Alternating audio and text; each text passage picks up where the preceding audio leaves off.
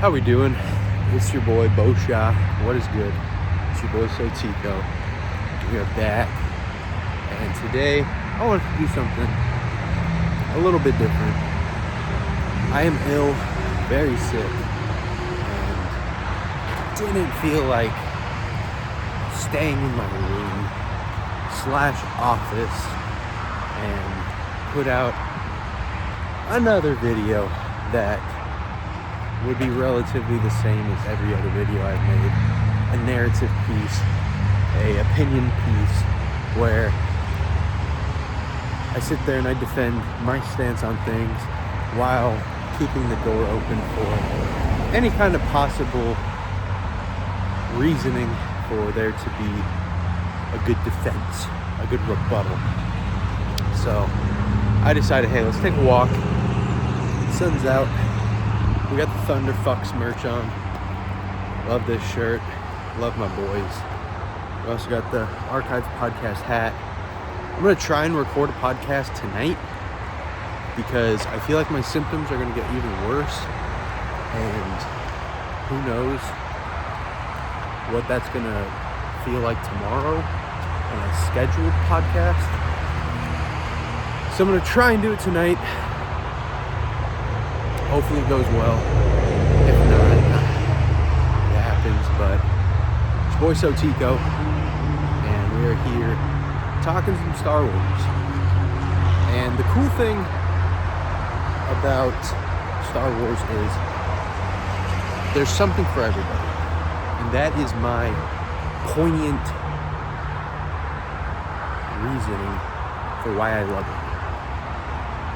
There's something for everybody, and in my case, what I love the most are the characters, are the Skywalkers, are the Qui-Gon Jinns, the Obi-Wan Kenobis, because these are such relatable characters that have such relatable flaws,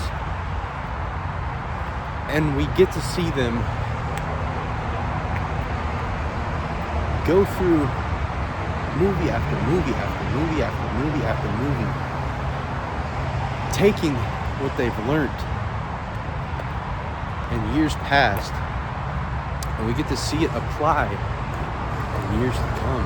And that's why I love The Phantom Menace so much, because A, it was my first ever favorite movie. It's the first Star Wars movie. I had it on VHS. I had the Qui-Gon little Hasbro lightsaber. B, it is quite possibly one of the more important films of my generation. It inspired incredible spin-offs, incredible novels, incredible characters, iconic characters. Qui-Gon Jinn, Padme Amidala, Jar Jar Binks. Jar Jar Binks is coming to Galaxy of Heroes soon, and it just made me think, why do people hate this guy? Why did critics hate Jar Jar Binks so much? It never really made sense to me. He's an obvious comedy character. He's taking the reins from C-3PO in the original trilogy, and he's only about in one film. That's it. So it's just weird to me that he gets so much hate. Did Jar Jar get so much hate? Phantom Menace was special, you know. You kick off, you get to see two Jedi, Master and an Apprentice, boarding a Trade Federation ship to negotiate with the Viceroy of the Trade Federation, Newt Gunray. And ultimately what culminates is the terroristic sabotage / betrayal of the Trade Federation, who destroy the Jedi ship, henceforth try to assassinate the Jedi. Doesn't work.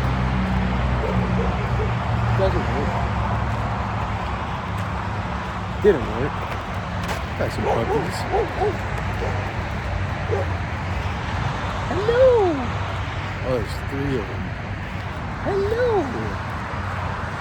Sweetest little puppies. Hello! I'm gonna try and get him with a trick. Want this? Want this? Go kill it! I didn't throw anything. I feel bad. So, they tried to negotiate via the blockade of the Naboo, and it didn't work. Didn't end up working out. So the Jedi then have to stow away on the Trade Federation ships, go down to Naboo, where they ultimately run into Jar Jar Binks. And when they run into Jar Jar Binks, he helps them essentially escape. Because if they don't run into Jar Jar Binks, they are by themselves in the Naboo wilderness with thousands and thousands of droids, Trade Federation tanks. They're screwed. They're screwed. You have to remember, the signals in and out of Naboo were jammed at that point. So it's not like they could even send a distress call. It wasn't going to happen. So as they are making their way with Jar Jar Binks down to meet the Gungans, they're really taking a shot in the dark. And I think it just shows how important that this relationship with Jar Jar Binks is, because if it doesn't work out, if he just is, you know, a random doo-doo head, then they're screwed. They're screwed. They've probably never even seen a Gungan before. Qui-Gon and Obi-Wan. So it kind of puts them at risk, first off. It really puts them in a really tricky situation, and they're relying upon these people to take them in, help them out, and try and seek a peaceful exchange. Ultimately what happens is Qui-Gon Jinn knows he's not going to get what he sought out for. They're not going to get that peaceful exchange. The Gungans, Boss Nass, doesn't like the Naboo, so he has to enact upon the Force, enact upon himself, use the Force to get to the desired outcome, which is, and he will speed us on our way. We's gonna speed yous away. And that shows the, I'm not gonna say grayness, but it just shows how different, I have to sneeze, oh boy. It shows the difference of the Jedi that we've seen to the Jedi that we are seeing, right? When we see Qui-Gon use the Force in order to get the result that he wants, it's like, oh, okay. So he kind of knows what he's doing. He's been about. And I felt like Qui-Gon is one hell of a Jedi, because he is acting for the will of the Force. and he believes he can interpret the will of the Force. So Qui-Gon's always been that guy for me. They speed away, they get to Naboo, they warn the Naboo, let them know, hey, Trade Federation's coming. Because by the time they get there, the Trade Federation is already making their way into Theed. And it is pivotal for the Queen to get to Coruscant, let people know, hey, these guys are coming into my house and they're trying to fuck on me. And if they send anybody else besides the Queen, it wouldn't hit the same. And we see when she gets there, it doesn't hit the same. But in the meantime, we get stuck on Tatooine. And then a whole host of outcomes become available. Qui-Gon could kill Watto, take the parts he needs, and leave Tatooine. He could find someone on Tatooine that has the correct currency that he can then go and trade and take said currency, trade up to however much he needs and whatever form of currency he needs to then go ahead and buy the parts that he needs. Or he can trust a 9-year-old boy, a 9-year-old kid, to win the Boonta Eve Classic annual pod race, which no other human has before, let alone a 9-year-old kid. But he senses this is the will of the Force. And this is Qui-Gon essentially putting his nuts on the table, holding a nail over it, handing Watto the hammer. If he loses,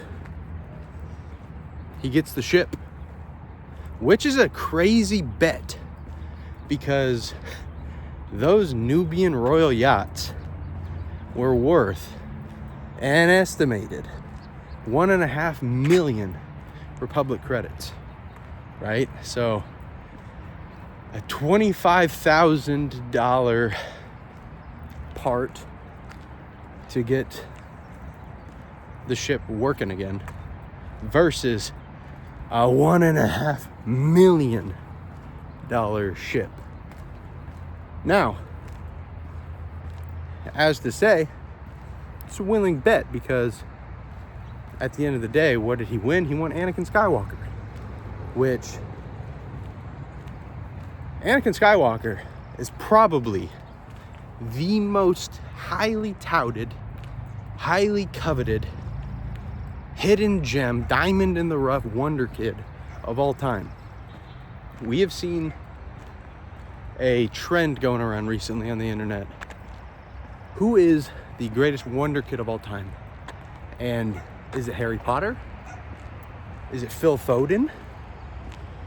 Is it Messi? Is it LeBron James? Well, ladies and gentlemen, it is neither. It is Anakin Skywalker, 9 years old, 0 training, became one of the most dominant Jedi of all time. How can you beat that? How can you beat that? You can't. You can't. So, he wins the pod race. And not only did he just win the pod race, Anakin Skywalker gave Sebulba a 36.23 second head start and then went ahead to beat him. That's what we call different gravy. And he went on to destroy the Trade Federation's capital ship, thus winning, single-handedly winning the Battle of Naboo. Now, the Duel of the Fates. If Darth Maul defeats the Jedi, he takes custody of Anakin Skywalker for the Sith. If the Jedi defeat Darth Maul, they keep Anakin Skywalker for themselves. Unfortunately, as I've always said, probably the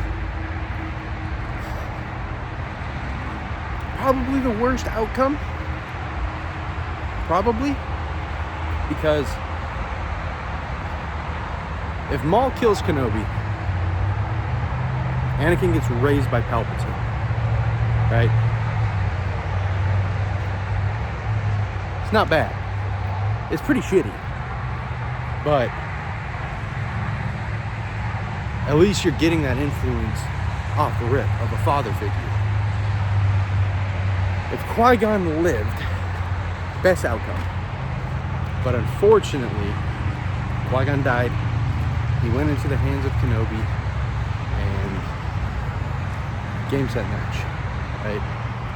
So it was sad to see. It was sad to see Qui-Gon dying was ultimately the will of the Force, because he was prophetic. He was prophetic. Anakin Skywalker is to restore balance to the Force. Right now the Force is so out of balance. And I think that the Galactic Republic Jedi genuinely needed to dissolve. They were a grotesque organization, hungry for power, and didn't have enough muster to see the errors in their ways, and that is why they ultimately failed, because they let their power, right, the light side of the Force, become clouded by the dark side from within their own ranks, which, I don't know about you guys, but if I was Yoda, I couldn't sleep at night, especially because the Sith came back. They killed one of the most respected Jedi, right?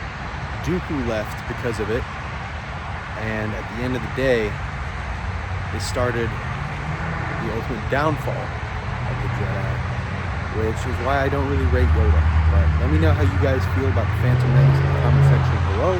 It's been your boy Sotico. I do appreciate each and every single one of you. And above all else, guys, make sure to stay safe. Tell your mother that you love her. With peace, knowledge, and serenity, may the Force be with you. Check out the Archives podcast. Shout out to the Thunder Fox. Shout out to my missus. I love you.